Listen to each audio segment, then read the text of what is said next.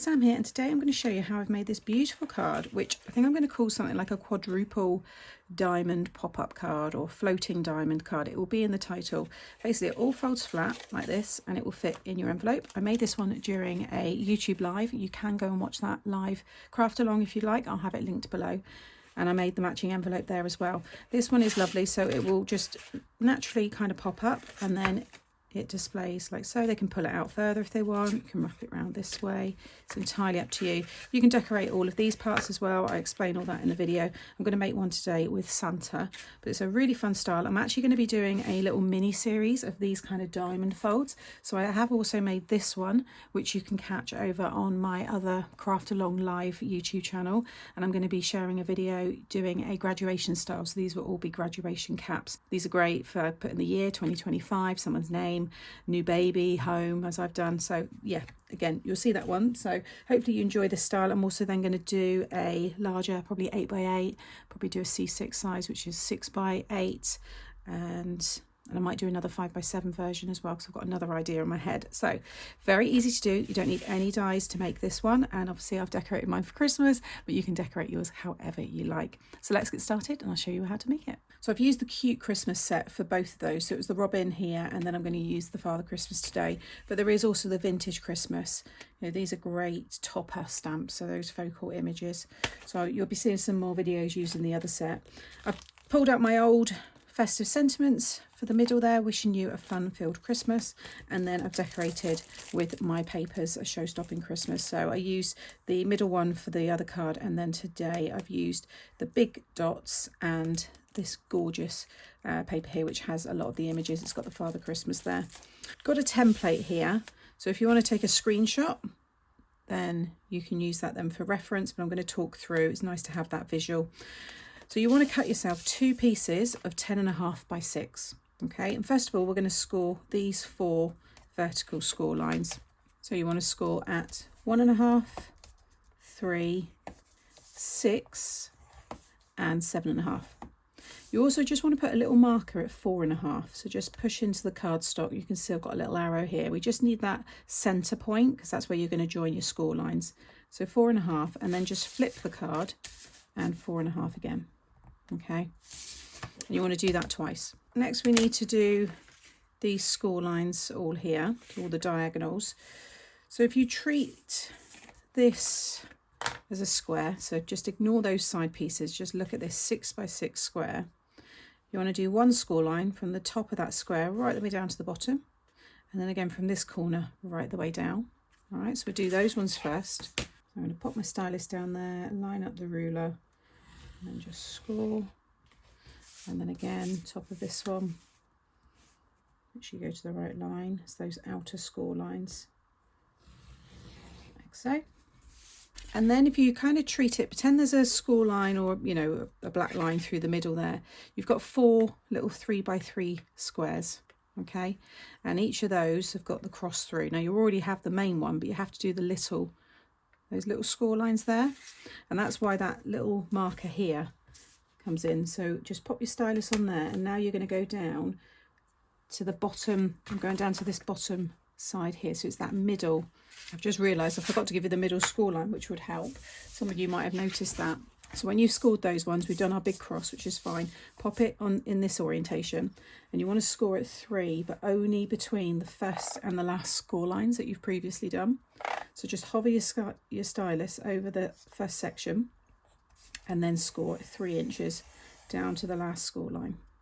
This is actually now going to be a cut line, but I just prefer to score them first. And if you don't mind, you know, using your scoreboard, I've found it's actually quite easy to just put, as long as the knife's very sharp, and just use the score line as your guide, and you get a perfect cut. And it's not damaging the scoreboard. If it is cutting slightly, it's cutting right down in that track. It doesn't affect when I score, but of course I'm not saying that's what you should do, but it is quite easy. But if you've got a self-healing mat, then just use that. So then back to doing these small little score lines. So I'm scoring from the middle here down to that where the cut is now. That will give you a cross through that little 3x3 square. So we've just created these score lines here now. So that red line is showing a cut line. And then I'm going to go down from this side, so again in the middle there at that 4.5, and then down. So I've just done this line here.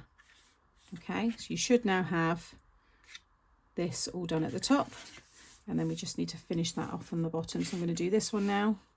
So I'm going to scroll down to that other little marker, that 4.5 here, and then that one.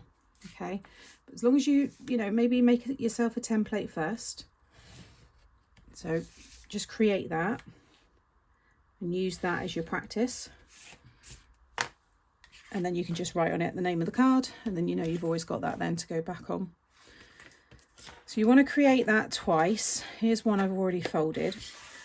So you just want to go over, be careful where you've cut it, but just fold and burnish all of those vertical score lines. Just go back the other side as well. And then all of the other score lines you want to make mountain folds. So just pinch across all of those. And already it should start to come into that shape.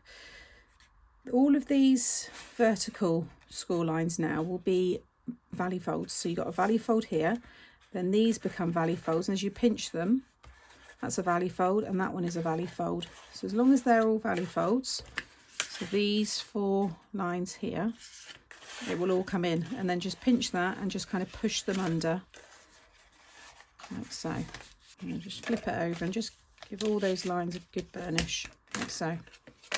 Now we're going to stick one over the other. I always tend to stick the left over the right, but it doesn't really matter, it's up to you, like so. So I'll stick that down in a minute, because I'm also going to stick all of these pieces down. So I'm going to give you the measurements now. Once you've done all that folding, you know the decoration is really straightforward. So for the middle, you'll want a piece of 2 3/4 by 5 3/4.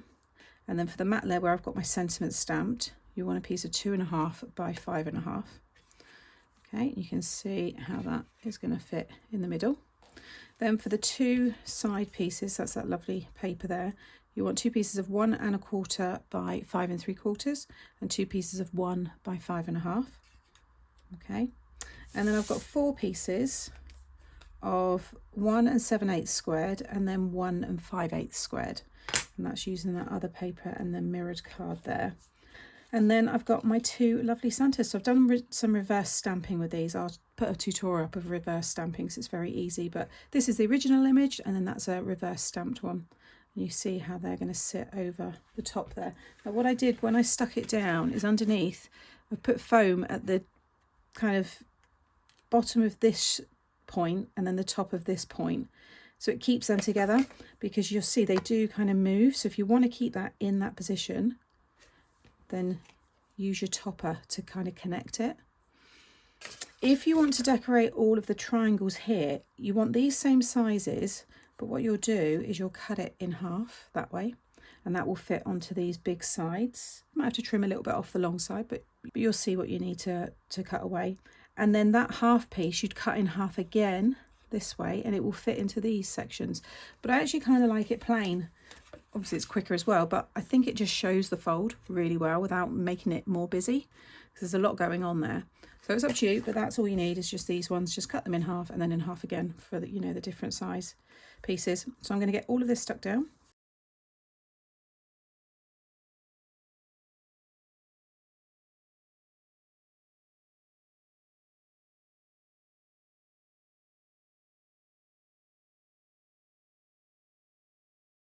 And there's the finished card.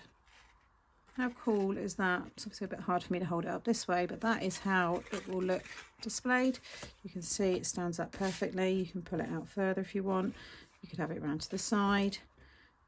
It's entirely up to you. And I've made my matching envelope as well. I've done a hot pink wax seal there to match everything. I don't want to pop it in there yet because the glaze is still drying a little bit. I actually did touch it a bit sooner. I've just used my Dimension gloss there just to add a bit of shine onto Santa's hat. I might put some on his cheeks actually as well. And then I just bring back in this one again, so you can see the two side by side. I think they are wonderful. I'm glad I'm doing a little mini series on this fold. Like I said, the other one that I shared as well, this one here, that will be coming up soon as a graduation style, and you can already find this tutorial live over on my Muckers Assemble YouTube channel. So as always, thank you for watching. The products that I've used today will be linked in the description box below the video. Make sure to subscribe so you don't miss out on any future videos. Drop me a comment and remember to give me a thumbs up as well if you've enjoyed it. Take care and I'll see you in the next video.